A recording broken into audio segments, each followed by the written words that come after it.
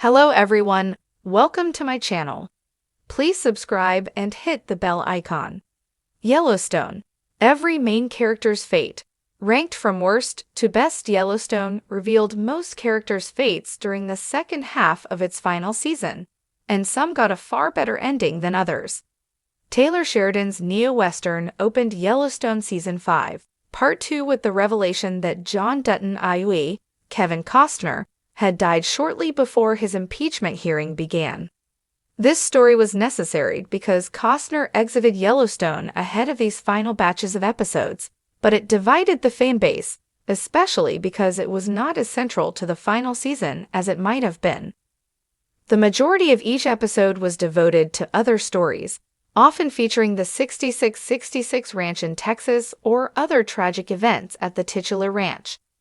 Nevertheless, the finale has been praised for how it wrapped everything up, revealing every Yellowstone character's fate, and offering a satisfying ending to the Dutton family's saga, even though some characters' endings felt rushed.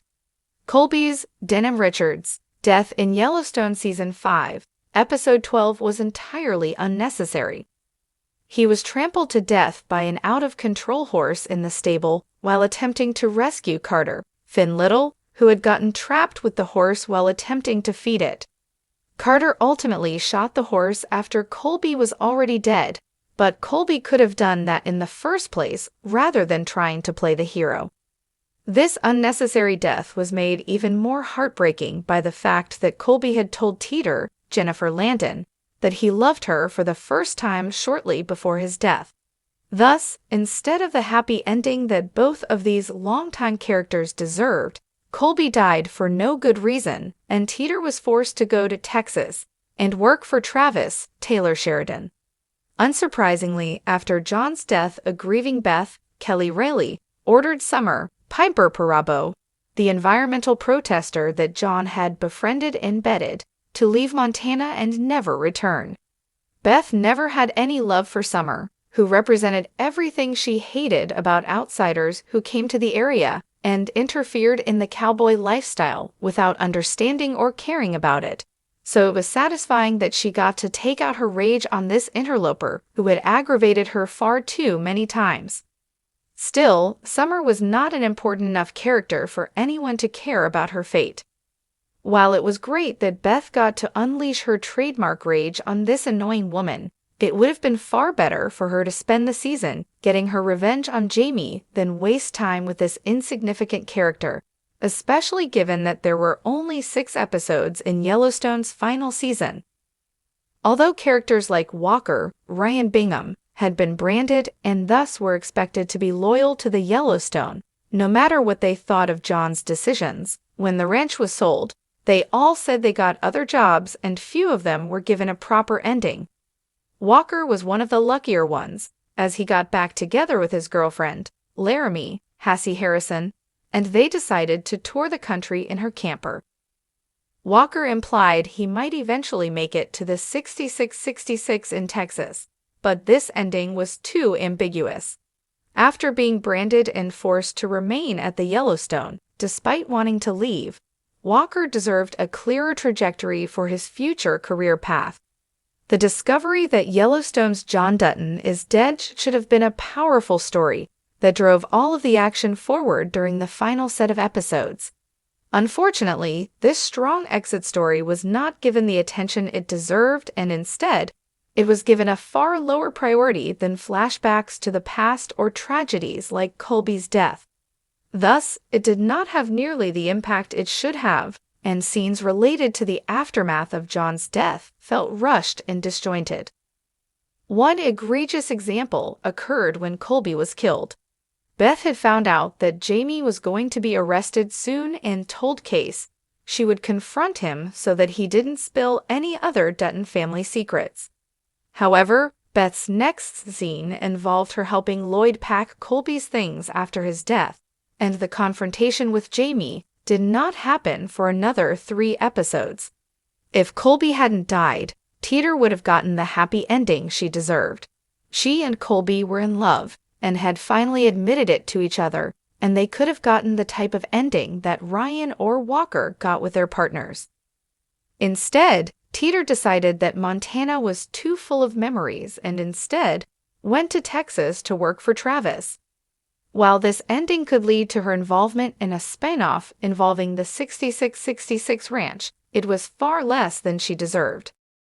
Travis took up far too much screen time, as it was during Yellowstone Season 5, Part 2, and his interactions with Teeter during the finale were obnoxious.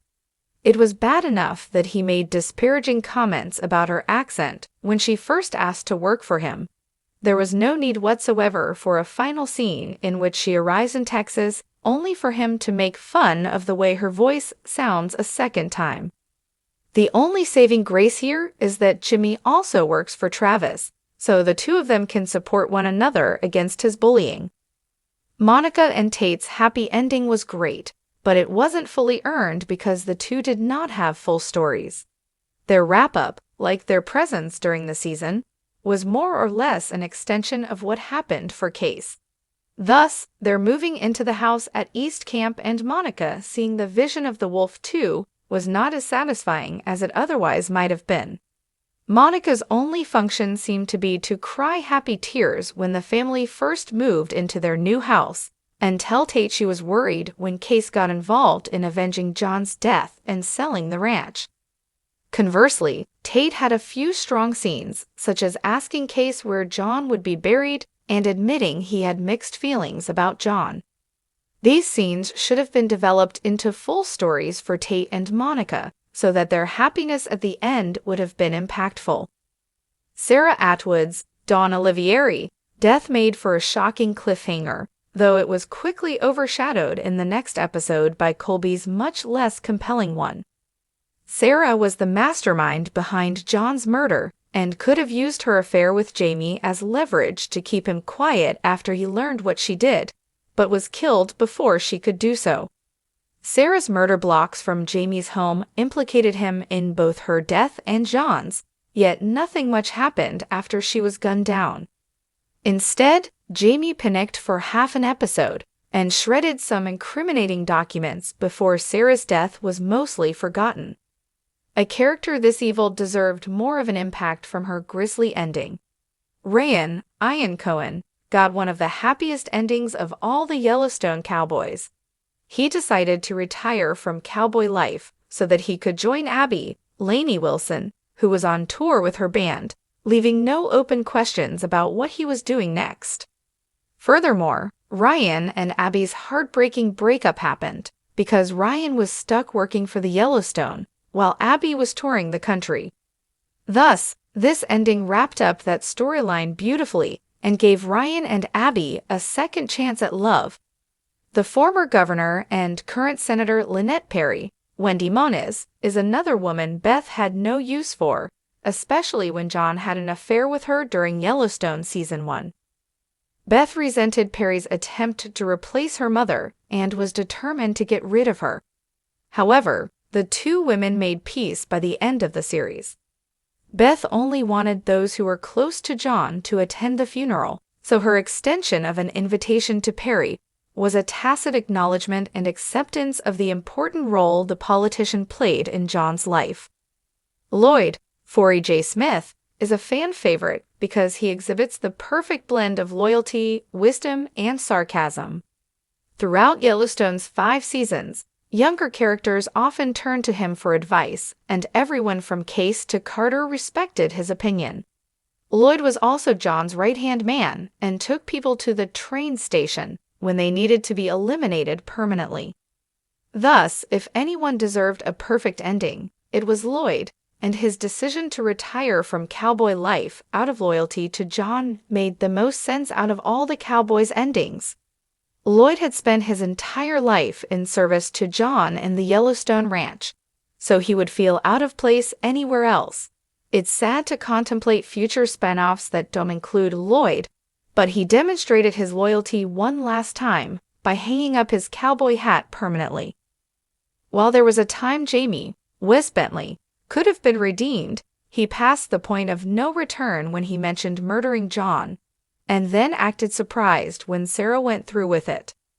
The only satisfying ending for him was the one he got, a violent death at Beth's hands, with some help from Rip, who then recruited Lloyd to help him dispose of the body.